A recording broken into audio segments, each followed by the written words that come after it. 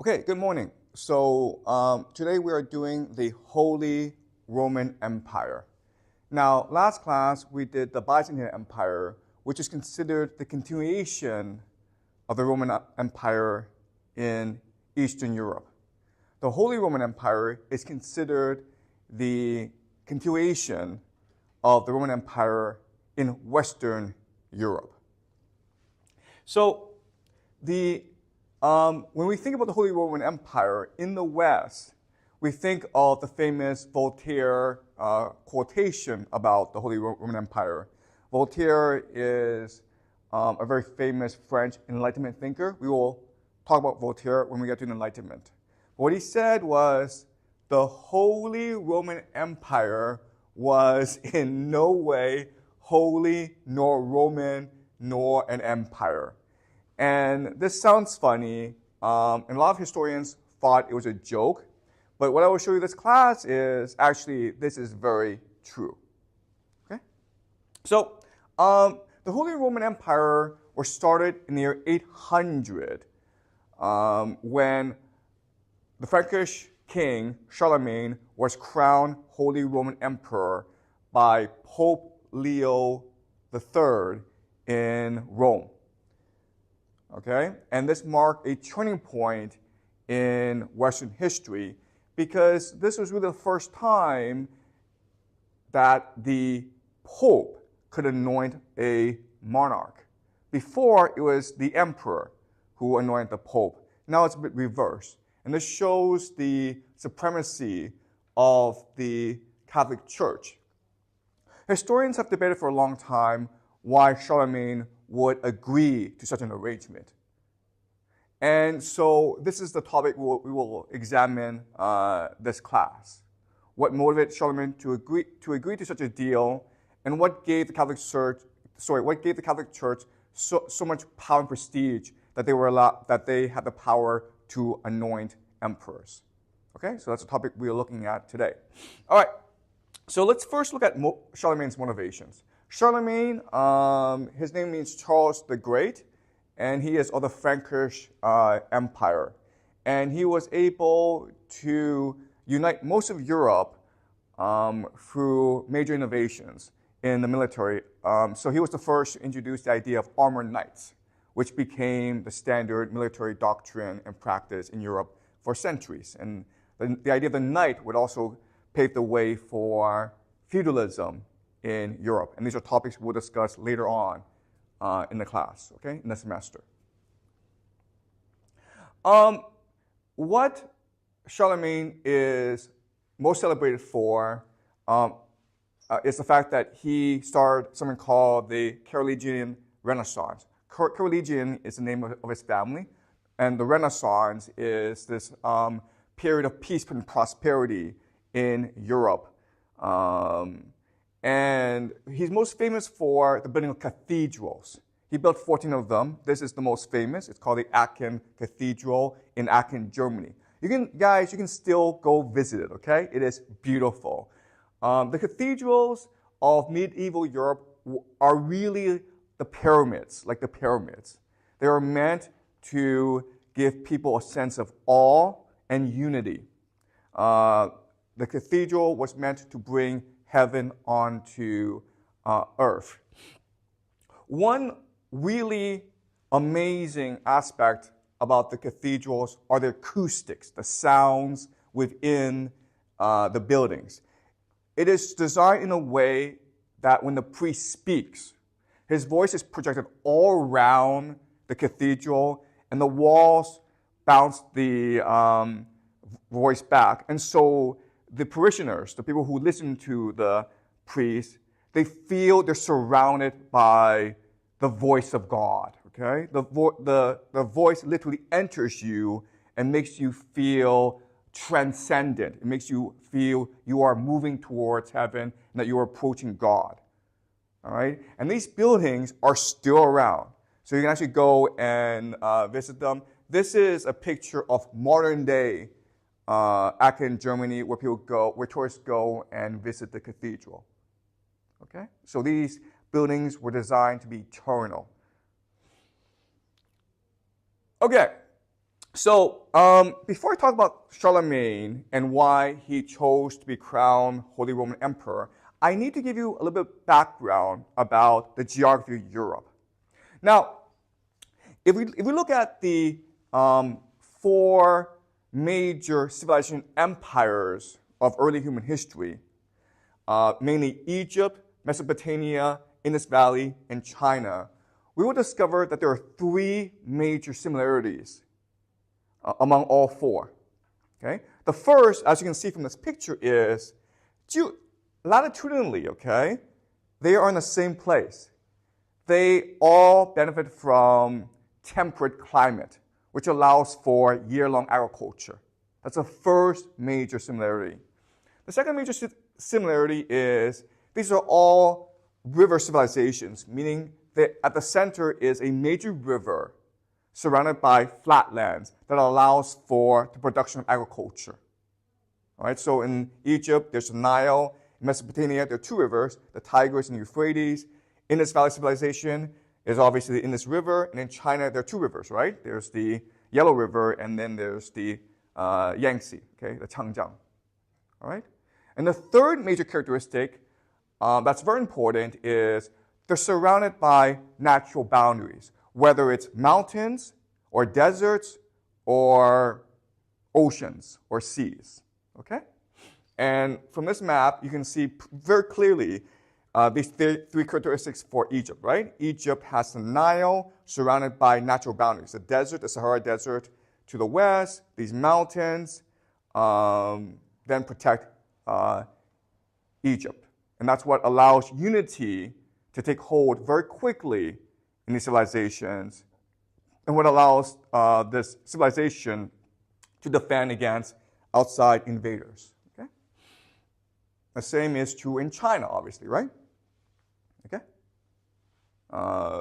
Surrounded by mountains to the south, to the west, and to the north, and then the sea. Okay? So for most of its history, China was protected from outside invaders. This is all especially true in humanity's greatest empire called the United States. All right? So if you look at the United States, it is a fortress, basically. It's protected by two oceans and then mountains. But within the United States, it's serviced by the Mississippi River, which allows for agricultural surplus and which allows for trade and communication within the United States. So very early on, the United States could become very wealthy as well as unified. And it did not have to fear external enemies, and therefore it could prosper without worrying too much about its national defense. Okay, this is very important because none of these three things are true for the European continent, okay, especially Western Europe. It's much too north, and it's surrounded by lots and lots of mountains. It also has no major rivers. Okay, so as you can see from this map, in southern Western Europe, it's mainly mountains, and to the north, there are flatlands, but they're usually covered by forests. Okay, so for most of its history, Europe was divided and poor and isolated from the rest of the world. Okay? The other thing about Europe that made it distinct from the other civilizations is within Europe, there are lots of natural boundaries. And that's why Europe remained divided for such a long time. It was extremely hard to unite Europe. Please remember, the Rome was not a European empire, it was a Mediterranean empire. That's a huge difference, okay? So, throughout most of its history, Europe was divided into different fiefdoms. And the princes, the kings, had a complete authority over their kingdom. And it was very hard to compel them to listen to your authority. Charlemagne had at that time the greatest army in Europe. But even then, he was still compelled to cooperate with the other kings. Okay? So he achieved a lot of what he did through conquest, but he also achieved a lot of what he did through alliances and treaties and friendships and marriages, okay? So what this means is, if you want a unified Europe, you cannot do so through military conquest. You have to do so through the idea of legitimacy. People have to believe you are the legitimate ruler. You cannot compel them. You must win their hearts and minds. Okay? And this explains why Charlemagne would want to be crowned by the Pope. Because the Pope did have legitimacy, he did have authority, because the Pope was the leader of the Catholic Church.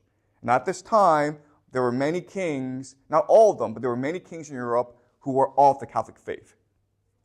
Okay? So this is a map of the major cities of the world at the time of the fall of the Roman Empire. Okay? As you can see, most of the cities are located at a certain latitude. And to the north, okay, which is where Europe is, there are not that many major cities. Right? So at the fall of the Roman Empire, Europe was a divided, weak, and poor place. Okay? All right? So, again, please remember for the rest of the semester these three factors, right? Latitude, you need a temperate climate, you need natural boundaries, and you need a major river. And this is what allowed civilizations to rise and prosper. The great irony here, of course, and we will learn about this later in the semester, is despite its disadvantages, Europe was still able to conquer the world. All right? And it did so because of these disadvantages. If you think about it, these disadvantages compel you as a people, as a culture, to be innovative, to overcome these disadvantages. All right? And this is something that we will learn when we get to the Enlightenment, Renaissance, and Scientific Revolution, which we'll do very quickly. All right? The other thing about Europe that's very important is it was constantly being invaded. Look, if you look at this map, you will see that there are a lot of mountains protecting Egypt, Mesopotamia, and Indus Valley in China, but there are almost none protecting Europe from the steppes. As we discussed last semester, the steppes traditionally has been the most aggressive place in human history. People are always fighting each other for territory. These are pastoral people who need land to raise their sheep and cattle. And so they're always fighting each other. And so what happens over time is these people are pushed further out into the borderlands, okay? They're often pushed into Europe, right? So remember about the Yamnaya people, how they migrated from the steppes to Europe and basically conquered all of Europe. Well, this process never really stops, okay? So in the time of the Roman Empire, towards the collapse of the Western Roman Empire, there's huge migrations of people from the steppes into Europe. And they're being pushed out by a new, more aggressive people called the Huns, okay? You may have heard of Attila the Hun. Well, he's of that group. And they are extremely violent, and they have made major military innovations that allow them to outcompete others in the steppes, which force these other tribes and groups into Europe, okay? Which is the only place they can go. All right? After the collapse of the Roman Empire, these different groups start to form their own kingdoms. Around Germany are the Franks. And then eventually, over time, as these groups compete against each other, the Franks will ultimately defeat them and expand. Okay? But this is a process that will take centuries through multiple kings and through multiple dynasties. But eventually, the Franks will expand out from Germany and conquer most of Europe. Not all of Europe, but they will conquer most of Europe. And in the process, what's interesting for us is they will make contact with the once isolated Scandinavian countries, the Norsemen, okay? They're called the Norse. We often refer them to as Vikings, and we will study them next class, okay? But now they're brought into the orbit of this new Frankish empire, okay? But again, because, and this is the Frankish Empire at the time of Charlemagne when he creates the Holy Roman Empire. But again, because this is not really an empire, it's more of a confederation, it doesn't really last much longer after his death. What's really interesting for us is to remember that these emperors, they are not born as emperor. They are elected by other kings. So again, you should see this as an alliance, as confederacy, where each king has voting power. Okay, so this is not a hereditary title. This is something that you are elected to. Okay, so after the death of Charlemagne, a couple decades later after his death, the empire splits into three. Okay, and even though on paper, this empire does last until the year 1806. It's a history that is extremely tumultuous. And there are some times when the empire completely disintegrates. Okay? But they keep up the pretense of having an empire because, again, in Egypt, what matters is not territory or military or resources. What matters the most is legitimacy. And the idea of the Holy Roman Empire gives legitimacy, confers legitimacy, mainly through the Catholic Church. Okay? Does that make sense, guys? So we'll be discussing more of this as we go into the history of Europe. But before that, are there any questions? Are there any questions? All right. So now what I want to discuss is why the Catholic Church is able to confer legitimacy. What gives the Catholic Church the power and authority to confer legitimacy to kings and emperors?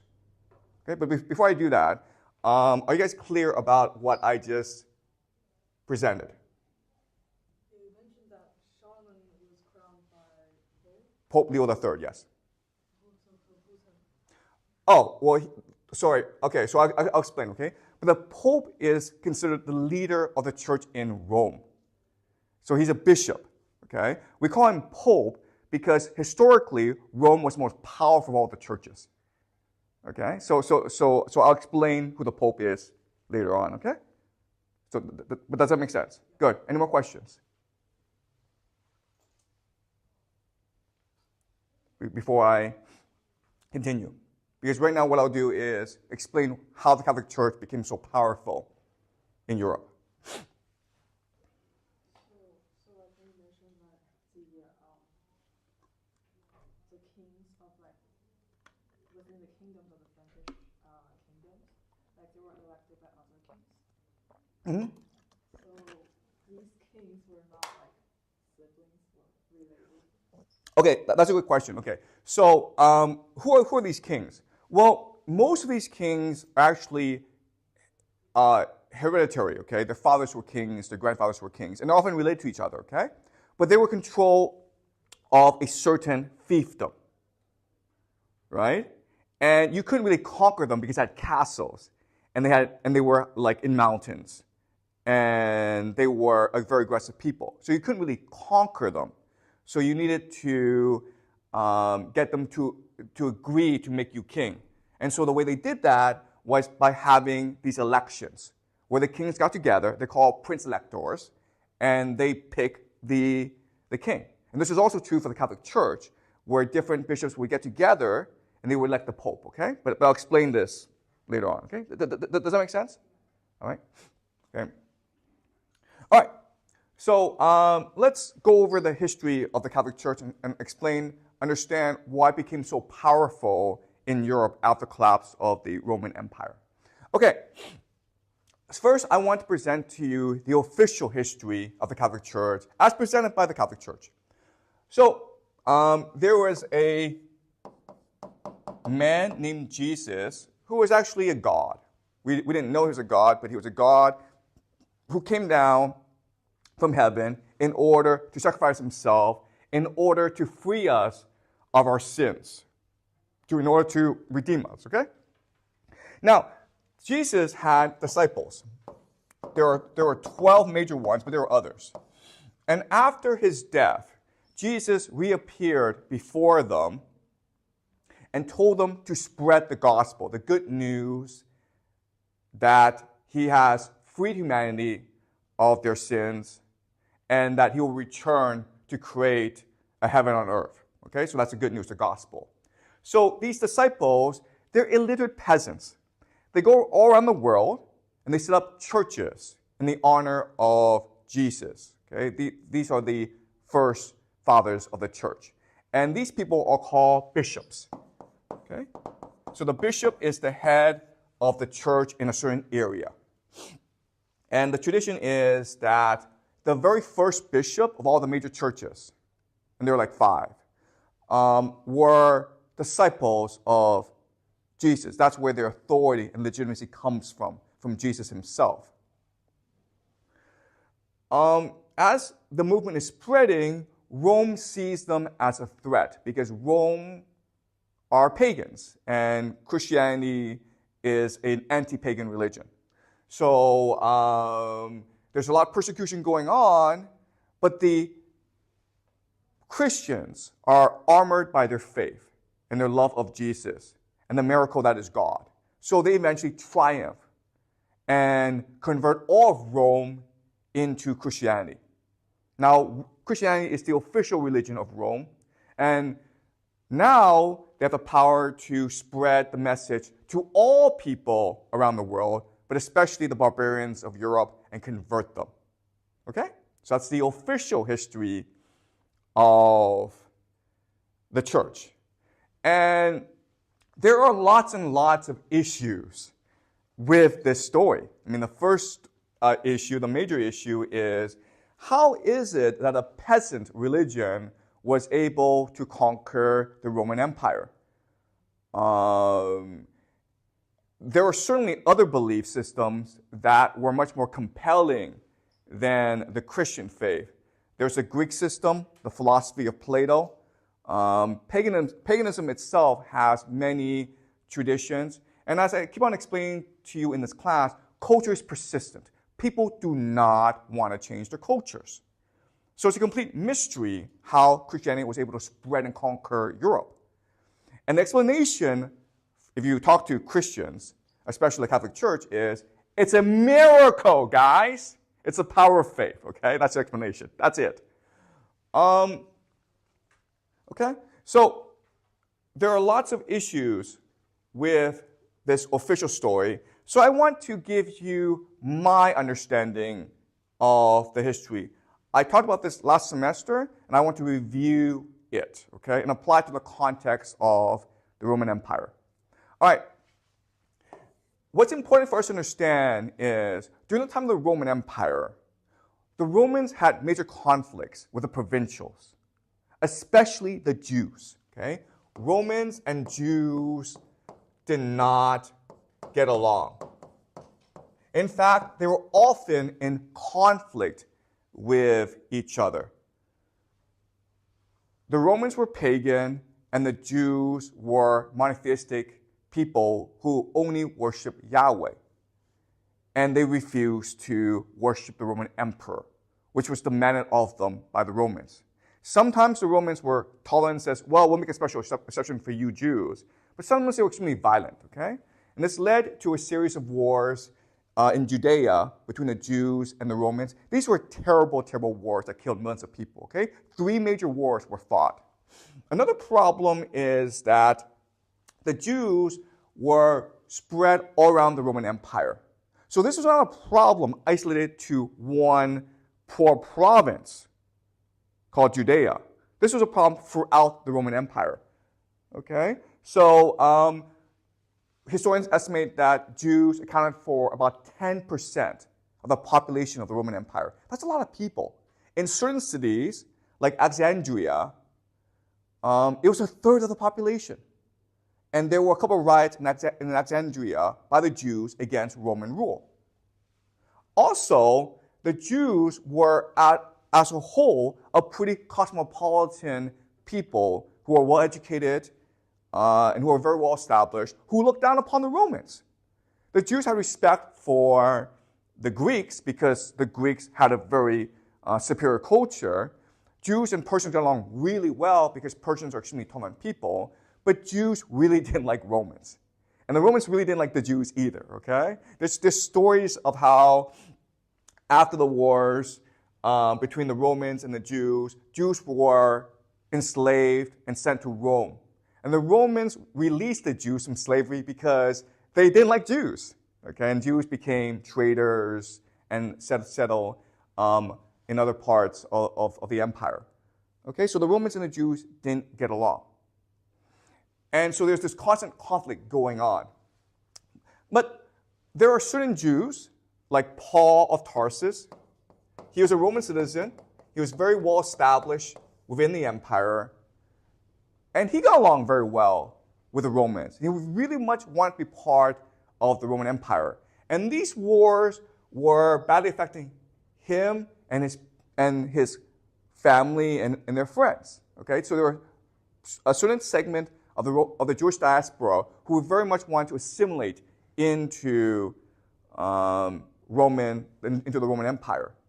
But their religion, which believed that eventually a Messiah, who is a prince from the house of David, born of the house of David, he will return and he will lead the Jews to ultimate victory against the Romans. That's what the Jews believed as part of their religion.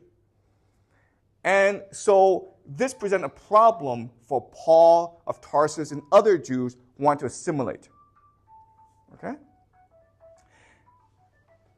When Jesus died, he became like a rock star within the Jewish community.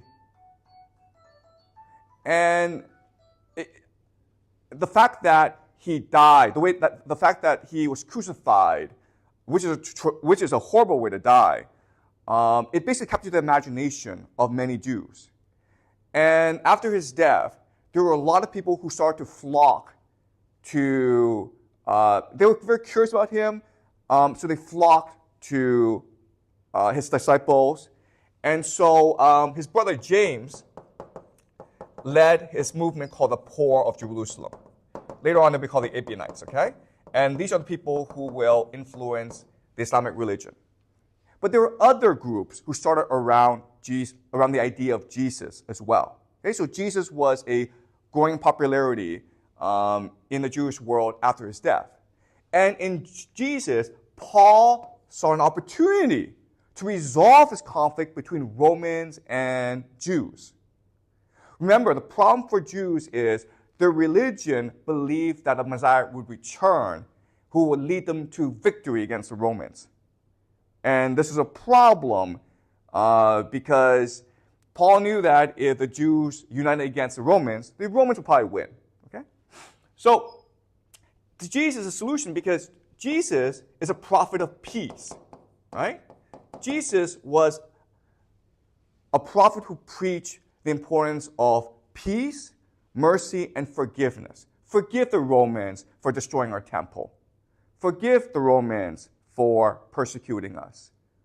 Show mercy. Because what mattered is not what happens here. What matters is what happens in heaven. All right? So Paul of Tarsus, backed by the Roman state, started this religion as a way for Jews to practice their faith without incurring the wrath of the Roman Empire, without being a threat to the Roman Empire. Okay? Does that make sense to you guys? Now, over time, as the conflict between the Romans and Jews became worse and worse, the Christian movement spread, okay? And eventually, to gain legitimacy, they won the patronage of Roman patriarchs, okay? So you had a certain segment of elite Jews and a certain segment of elite Romans who came together in the Christian church to build an alliance. Okay? Does that make sense? So in other words, the Catholic Church, the beginning of the Catholic Church, it was basically an elite social club for Jews and Romans to get together and to work together. Okay? Does that make sense?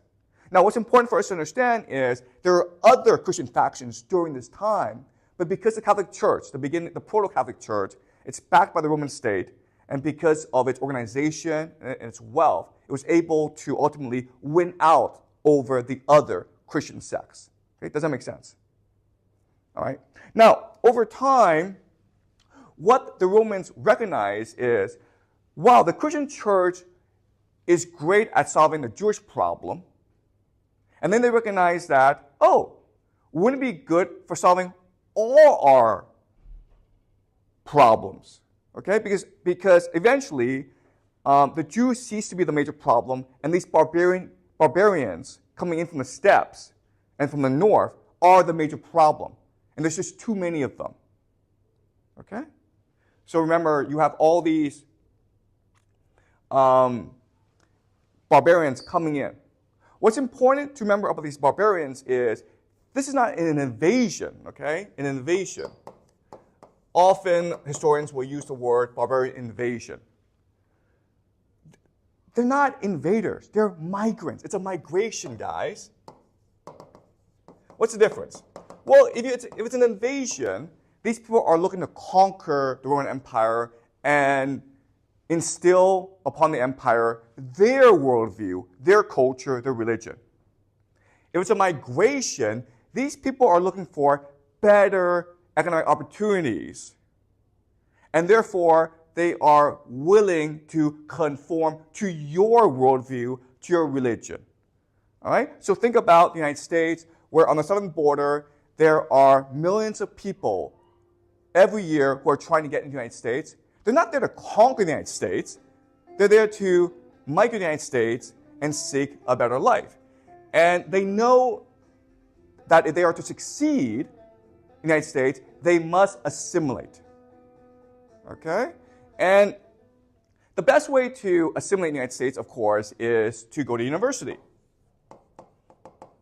Right? Because once you're part of the university, you're now part of the social elite. Okay? That's the best thing to do. But a lot of people don't have the wealth, the education to go to university, so what they often do is join the church, okay? The church. If you look at these hundreds of thousands, these millions of Chinese students who have gone to the United States, the group that has assimilated the best are Chinese Christians, right? These are Chinese who are either practicing Christians or they convert to Christianity when they go to the United States. Because when they're Christians, there's an immediate social community for them that welcomes them and supports them. Okay, does that make sense, guys? All right, so this is the United States. But this was true during the late Roman Empire as well. Okay, you have all these barbarians, they're called barbarians, and they're coming in, and they're trying to assimilate. And the Roman Empire needs to assimilate them as well. And what they discovered is the best way to do that is through the Catholic Church. Right? Because remember, these barbarians, they are pagans. They worship war. They worship violence. They're a problem in the long term. But they convert to Christianity, which is a religion that preaches peace, mercy, forgiveness, kindness, right? Then they're easier to manage. And what happens is that a lot do convert. Okay? Now, some of you may say, well, this sounds very cynical, right? These people are changing their religion, and they're doing so for their own material benefit. Okay, what's important for us to understand is that if you look at any religion, if you go to any church, you will find that the people who most believe in this religion, who are the most fanatical about this religion, are new converts. Does that make sense? If you're born into this religion, if your parents are Christians, you take it for granted. Okay? And you are often dubious and skeptical because children like to rebel against their parents. But if you convert to Christianity, if you do so out of your own choice, well, then you are fully committed now, okay? And this is because of a psychological principle called the sunk cost fallacy. To turn to a new religion means to give up your community, your traditions, your history, your sense of identity. And because of all this, you are stuck with this new religion, whether or not you truly believe it or not. And because of that, because of the sunk cost fallacy, because you have lost so much in the process, you are now fully committed to the religion. You are so fanatical that you not only convert, but you want to convert others as well. Okay? Does that make sense? So with the barbarian invasions, the Catholic Church experiences tremendous growth because now they are letting in lots of converts who are fanatical about the new religion. All right? The church is also a mechanism of social mobility for the barbarians because Roman society, it's very parochial. It's very close-minded. It doesn't like foreigners, okay? But traditionally, in human history, the church and the military were the two major mechanisms of social mobility. If you're an outsider and you want to rise in society, you either join the church or you join the military. And this has been true in Europe for hundreds of years, okay? The last thing about the church that's very important is in trying to co-opt new people, it recognizes that it must first co-opt the elite. Okay? Now, barbarians do not have, or most barbarians do not have a concept of a hereditary elite. Their leaders are often people who are elected for the moment. Okay? So it's possible to switch leaders if the leaders aren't performing a good job. What the church does is, in exchange for joining the church can make these leaders, who again are only temporary, into a hereditary elite, meaning their advantages and social status will pass on to their children, which is an extremely appealing deal for these barbarian leaders, okay? Does that make sense? All right? So, as the barbarians keep on migrating to Rome, the Catholic Church is the main mechanism that absorbs them. Okay? Also the military as well. So it's the military and the church of the Roman Empire that mainly absorbs them. And because of this idea, the church is a mechanism which allows you to join the Roman Empire. The church acquires tremendous legitimacy and prestige and status. Okay? Does that make sense for you guys? All right? All right. But in this system, okay, local churches have local autonomy because you're trying to let in local elites, okay? If you let in local elites, you have to give them autonomy. And towards the end of the Roman Empire, there are 5 major churches that rule collectively. The major church is in Rome. Okay? Again, the leaders of these churches are called bishops. There's Rome, there's Constantinople, there is Antioch, there's Alexandria. And these are the 4 major population centers of the Roman Empire. And then, of course, there is Jerusalem. And Jerusalem is part of this 5 because of its prestige, right? This is where Jesus died, and this is where the Jewish and Christian religions were born. Okay, so throughout most of this history, these are the 5 major churches, and for most of this history, they are independent of each other. There are other churches in other places as well that are also extremely independent of each other, meaning they were allowed to, within the Christian framework, develop their own doctrine and practices. Okay, but it was understood the primary church was Rome, because Rome was the center, the capital of the Roman Empire. And because of this, the bishop here is called the Pope, in order to distinguish him from the other bishops. Okay, does that make sense? All right? The problem with this system is that the capital in 330 switches from Rome over to Constantinople.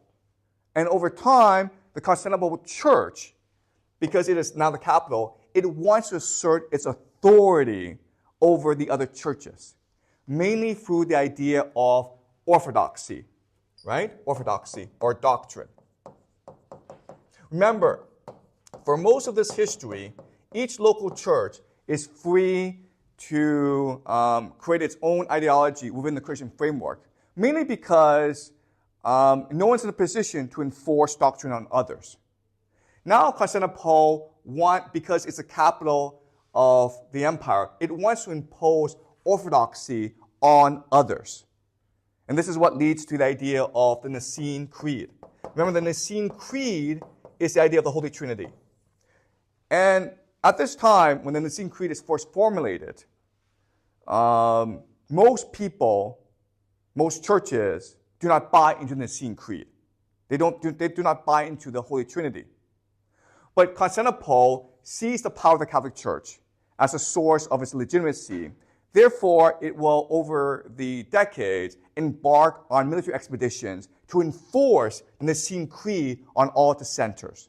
And eventually, the Nicene Creed will triumph over other doctrine. Okay? So, the Catholic Church is able to build legitimacy and power by imposing orthodoxy. But over time, as we know, the Byzantine Empire will decline in power and prestige, mainly because the Byzantine Empire, militarily, is not as strong as it used to be. And at this point, the Constantinople Church is declining. Other churches, especially in Rome, they want now to assert their local autonomy. Okay, so this created a major controversy called iconoclasm. Iconoclasm just means that Constantinople believes that God should not be celebrated in images. You cannot paint God. You cannot paint Jesus. Okay? And the church in Rome, the Pope, saw this as an opportunity to push back, because this was actually a very unpopular decree. And this created a major conflict between Rome and Constantinople. And what this iconoclasm debate shows us is that Rome wants to maintain its independence. Not only does Rome want to maintain its independence, it wants to regain its lost authority. Okay? And that's why when Charlemagne comes along, the church sees Charlemagne as the perfect opportunity to reassert its dominance, its dominance over the idea of legitimacy, okay? Right? And so they work together to create the idea of the Holy Roman Empire as a competitor to the Byzantine Empire and as a mechanism in order to ensure the legitimacy and the prestige of the Catholic Church in Rome against that of its competing churches, mainly in Constantinople, but also in places like Alexandria, Antioch, and Jerusalem. All right? And this will eventually climax in something called the Great Schism. The Great Schism. And we'll study this later on. The idea of the Great Schism, which happens around 1000, all right, is that these two churches, Rome and Constantinople, permanently break off. They refuse to acknowledge each other. Before, they would have meetings and they would share doctrine, but now they absolutely refuse to talk to each other, okay? And Rome will become the basis of the Catholic Church. Catholic means universal, which is still around today, and which is believed by about 1 billion people, okay? Constantinople becomes the basis of the Eastern Orthodox Church, which is believed by about 230 million people, mainly in Eastern Europe, okay? So if you're Western Europe, you're Catholic. If you're Eastern Europe, you're Orthodox. If you're Western Europe, you're Catholic. Okay, does that make sense, guys? And at first, look, there's only one major doctrinal difference between Rome and Constantinople. Rome asserts that the Pope is the first among equals.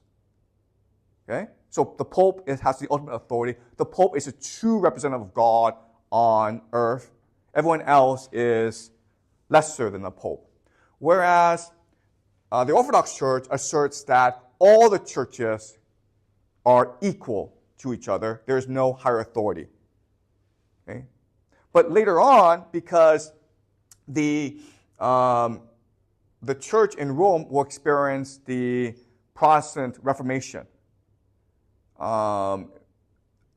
then their doctrine will radically diverge over time. Okay? Does it make sense?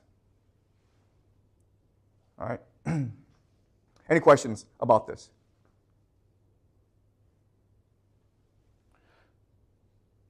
Okay, so let's summarize, okay? Let's go back to the year 800 when Charlemagne, he's in St. Peter's Basilica, and he's being crowned Holy Roman Emperor by Leo III. Why does this happen, okay? And let's look at it from the perspective of Charlemagne as well as Pope Leo III. All right? So for Charlemagne, the 3 major reasons are legitimacy, unity, and differentiation. And this has been true for kings throughout human history, okay? Why did King David sponsor the writing of the Bible? For these 3 reasons.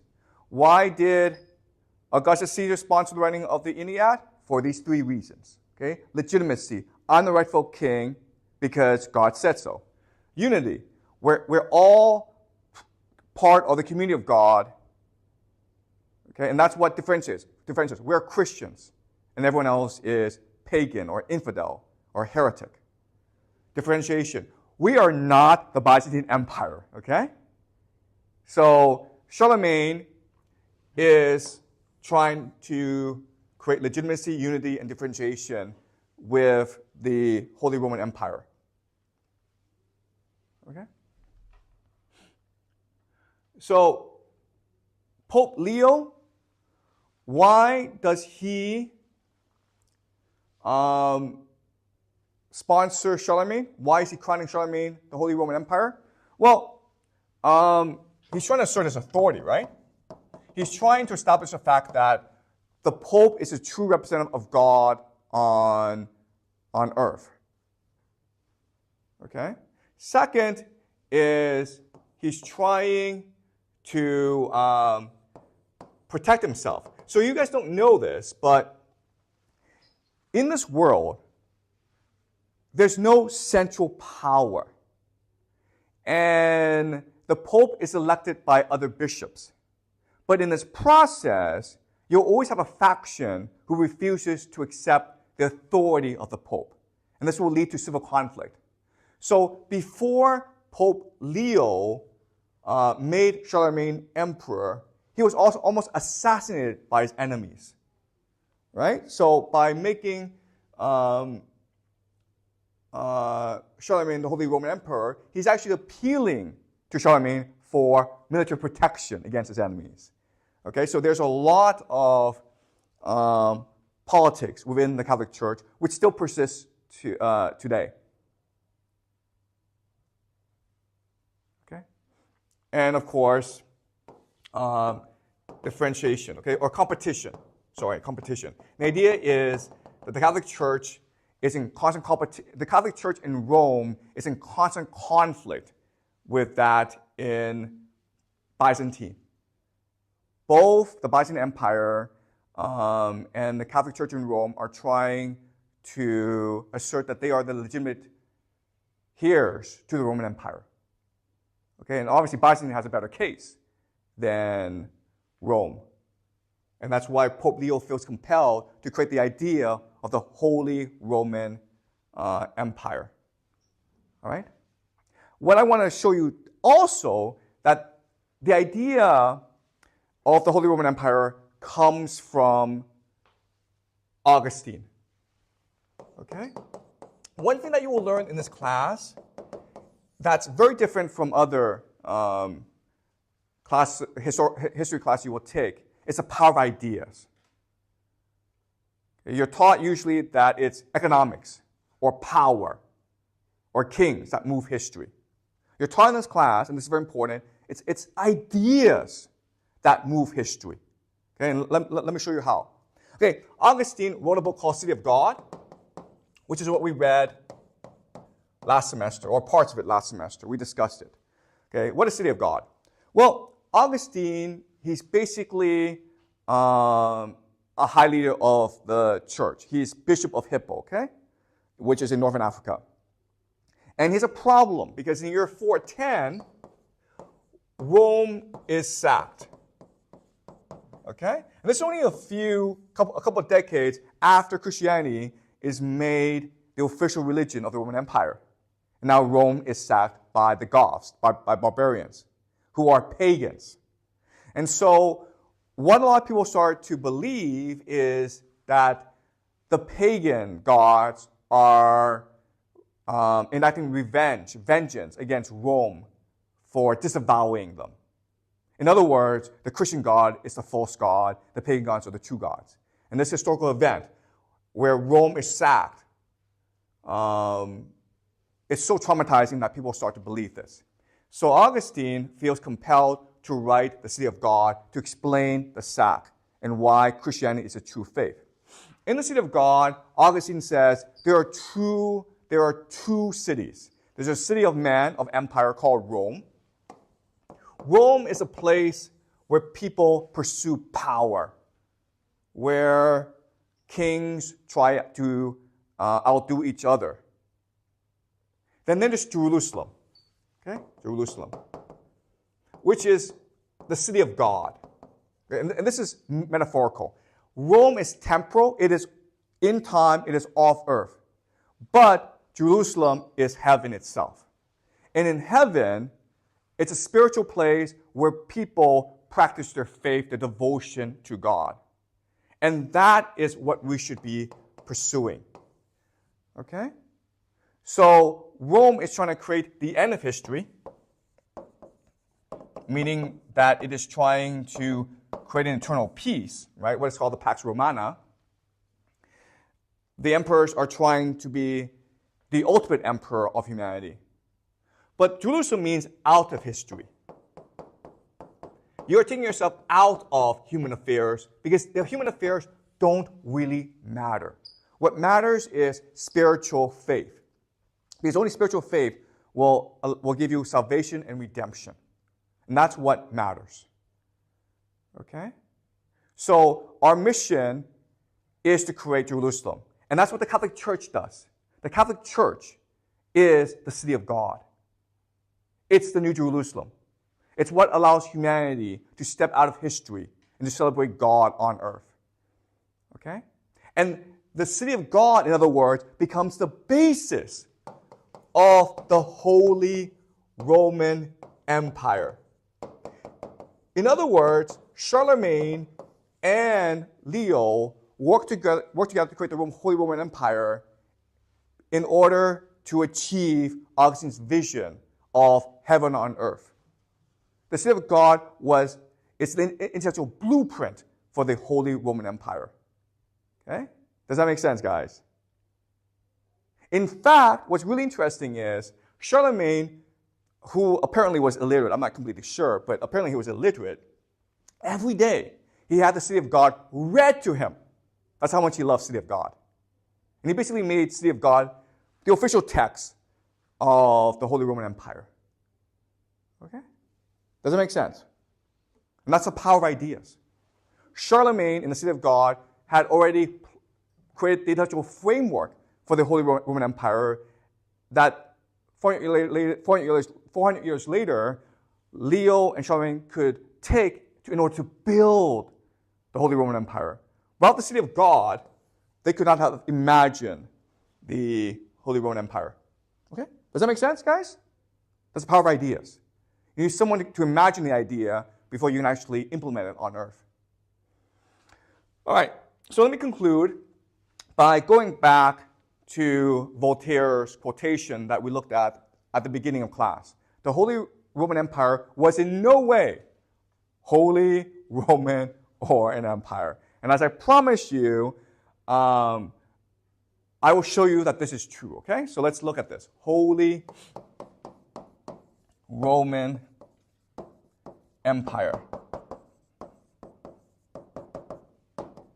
The idea of holy is that the Catholic Church is really the power in charge. But that's just pageantry. That's a fiction, okay? The entire Holy Roman Empire, it's a useful fiction. Okay? So the king and the pope benefit from pretending the Catholic Church is in charge in order to confer legitimacy onto the king. Okay? And the king and the pope benefit from displaying an alliance to the people of Europe, okay, to create a sense of unity. But this fiction depends on the pope and the emperor getting along. And after Charlemagne, what we'll see is they don't get along. Because the pope insists on having power over the emperor insists on having power over the pope. But not only that, remember, the pope and the emperor are all elected by local lords, okay? So the pope is elected by the bishops of Western Europe. The emperor is elected by the prince electors. And these people are also extremely ambitious. They want to be the pope, they want to be the emperor, okay? So with the idea of the Holy Roman Empire, there's still conflict going on. There's still wars and competition going on that will last for centuries and carry us into basically the 20th century. But it all goes underground. They all hide it. They pretend that Europe is at peace when really it's at war. Okay? And some of the most atrocious, gruesome stories will come from this medieval period. It's a Game of Thrones situation, okay? So it's not holy. The church, everyone pretends the church is in charge, but it's not really. Okay? Roman. So the authority of the Catholic Church comes from the fact that it is the direct descendant of the Roman Empire. In fact, the Catholic Church goes out of its way to appear like the Roman Empire. Latin is the language that the Catholic Church uses for bureaucracy. Okay? A lot of their practices, their cultural practices, are like the Roman. Okay? Remember that in the Roman Empire, it's the Senate that confers legitimacy onto the emperor.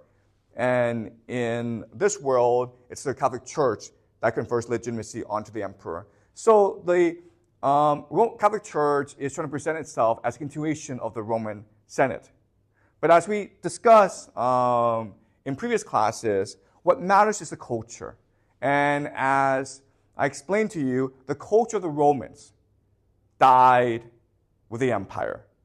And the death of this culture started in the year 212 when Roman citizenship was given to everyone within the empire. Okay? So the Roman Empire died a long time ago. The Catholic Church is not Roman. The idea of empire. Okay? So the Byzantines were an empire because they had an imperial bureaucracy and its own military that could enforce its will on the provinces. The Holy Roman Empire was never truly an empire in the sense that the emperor's will was absolute. He needed the support of his allies.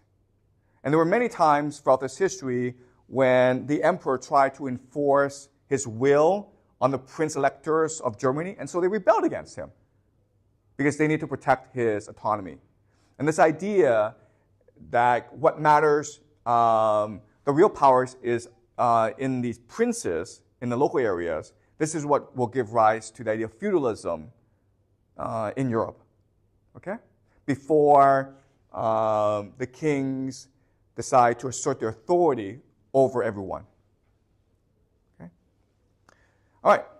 So the Holy Roman Empire was a useful fiction for its time in order to present the idea of legitimacy and unity across a divided Europe at war with each other. Right? Okay, so next class we'll do the Vikings. All right, but before we end, any questions? You mentioned that the emperor's will is not absolute. Yes. But instead, the power is in the local princes. Yes. So did the princes, like, because they have power, rebel against the empire and separate make the emperor collapse or something? Okay, that's a really good question. Okay, what was the relationship of the prince-electors to the emperor? Okay, so this is a really interesting question. Okay, so let's think about this. If you are a prince-elector, you are a local prince in Europe. Okay, how do you benefit from the Holy Roman Empire? Well, you benefit because the Holy Roman Empire confers legitimacy to you as well. Does that make sense? Right? Because if you're a local prince, you also have people who want your throne. You also need to keep your people united. And the Catholic Church, the religion of Catholicism, was an important mechanism for you to assert authority over your people and to keep you safe from your enemies. In many ways, the Catholic Church, it's trying to be the freelance imperial bureaucracy of Europe, right? There's no emperor. The emperor has no power. So the Catholic Church is trying to be the imperial bureaucracy where it's trying to create the culture, the meta-reality of all Europeans. Okay? And it does that through its local churches, right? The priests. Because if you think about it, the people are interacting with the local priests, not with bureaucrats, right? So through the priests, you can collect information on the people, like how much money they're making, so you can tax them better, and you can better control their thoughts, okay?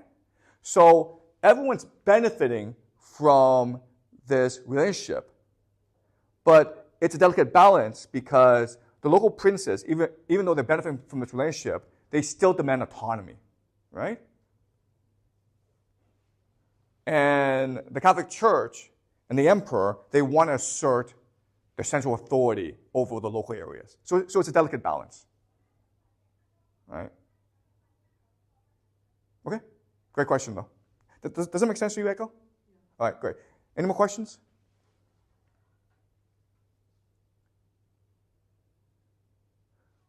Okay, great. So next class, we will do the Vikings, which will be a lot of fun.